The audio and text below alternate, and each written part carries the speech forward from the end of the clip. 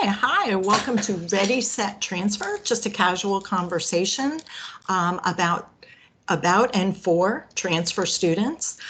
Transfer student is basically anyone who has started their college education at one school and then transferred to finish up at another. Today, we have a couple of guests to share their experience. So we have Isabel Schmidt. Isabel, thanks for joining us today. Great, there she is. Thank you for coming. And Harrison Haley. Harrison, thanks for joining us too. I know you guys are both really busy, so I appreciate your time. I am going to hand it to you, and we'll start with Isabel. If you can just share basically your major, which campus you attend, and when you're planning to graduate. So my major is management. I also have a minor in leadership studies. I attend the St. Petersburg campus, and I will be graduating spring 21, so next spring. Awesome. That is not far away. That's pretty exciting. Okay, Harrison, can you share the same? What's your major, your campus, and when are you planning on graduating? Sure. So name is Harrison. My major is biology with a concentration in biomedical science. My campus is here at St. Petersburg, USF, and I'll be graduating in the spring of 2022. Okay, awesome. Now, obviously, you're both at USF. You're both on the St. Pete campus. Harrison, where did you start your college classes, and at what point did you transfer over to USF? Sure. So I started dual enrollment in my junior year of high school, and then did 1 year as a high school graduate at SPC. All of it was at the Gibbs campus. And let's see, I didn't graduate, sorry. I moved on from SPC over to USF in the spring of 2019. Okay. And do you remember how many credits you had, or did you have your AA degree? I did not quite have my AA degree. I believe I was a few classes under, maybe one or two, that I would have gotten it. I was fairly close. Okay, great. And Isabel, how about you? Where did you start your college education? So I started college at SCF, State College of Florida. I always just call it SCF though. I transferred after just one semester. So I started fall 2017, oh my gosh, fall 2017 and transferred right after that. And I just had 12 credits when I transferred, so I was fairly new. Okay, great. Now I work with a lot of students, some high school students and students at local state colleges who are kind of curious about students that transfer from one school to another. Actually, a lot of students aren't even aware that you can start at one school and then transfer. So I really appreciate you guys just sharing your story, so it may help them make a decision if this is a good choice for them. I had one student ask me if the professors at USF are different than from your state school. Isabel, what do you think? I definitely think so. I think that the professors at USF are, more caring. They really care about students outside of their academics, personal life and everything like that. Like if you're, if they notice that something's down, like if you're feeling off or they just notice that your class participation is different, they may reach out and just see if you're okay. I definitely do think that the professors are different. Not, insanely different, but I do notice a difference. That's great. It sounds like there's a little more of a relationship there. Harrison, what do you think? Do you agree? Yeah, for sure. I would also like to add on to that by saying that I felt like my professors at USF tend to be a lot easier to get in touch with and get engagement with, especially if it's a more complicated problem that's not just like a yes or no question, either through email or just meeting them in office hours. I felt like USF was much easier to get those things done, and they were a lot more responsive and engaging. Oh, that's great. That's great. Has that changed any this year, going in with everything being virtual and with COVID? Is it still pretty easy to get in touch with professors? It has depended on the professor. Some professors are more technologically savvy than other professors, so that has been a limitation. But I would say overall it's been about the same compared to what it was previously. Okay. Well, and speaking about classes, Harrison, do you feel like when you transferred over from St. Petersburg College, did you find that the coursework was a lot more difficult or easier or pretty much the same?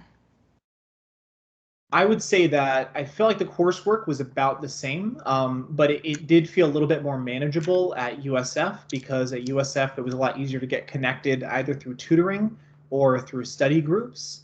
So since those were easier to form, it felt like the material was easier, although they probably were pretty comparable. Okay, good point. Isabella, what do you think? You came in with about one semester, about 12 credits. Did you feel like the classes were harder or easier? I think it depends on the class. I was taking, all my prereqs there, so to me those seemed easier. But I think they're about the same when you're looking at the bottom line of everything. Okay, great. A lot of students have asked me about living situations. Most of the students, like I said, are either currently in high school or they're at a local state college and they're living at home. And they're asking me if they have to change that situation when they transfer over to USF. So, Isabella, can you share your situation? Did you live at home when you first started at USF? And are you living at home now? So when I started at USF, I did live at home just to save money and just because the turnaround time was so quick. But eventually I decided to move out and move in with some roommates. And now I just live on my own in an apartment, not too far from the school, but. Okay, great. Harrison, how about you? Oh, Harrison, we got you on mute. My bad. There you Sure. go. So I lived with my family. So my parents' home, all my time through SPC, both as a dual enrollment student and then also as a high school graduate. I moved out into an apartment that's about 5 minutes away from my parents' home, so still pretty close, and also pretty close to the campus as well. I'm about 20 minutes north, and I moved in there this summer just before I went to USF. Okay, great. So it sounds like you can choose what's best for you and when you want to move around. Absolutely. A lot of students are a little bit nervous about going to USF's campus and finding their way around once they got used to another school. Harrison, was it tough for you to just find your way to classes and the library and your way around St. Pete? So as far as my way around the campus, I felt like there was an adjustment period, obviously, right? It's a new place. I hadn't really been there aside from what I had done during orientation, which it was about a month or two previously. But luckily, when I came in, there was a booth set up outdoors in front of like the main entrance with like the statue of the bull. So they were able to direct me to where all the buildings were and where the classes were. And people were walking by, so everyone was pretty friendly if I needed to ask for directions to find out where everything was. That's great. I felt that way too. Isabel, how about you when you first stepped on campus? I really studied the map the night before to figure out where exactly my classes were. I printed off the map, I had circled the buildings, took a picture of it. My whole goal was to not look like I was lost.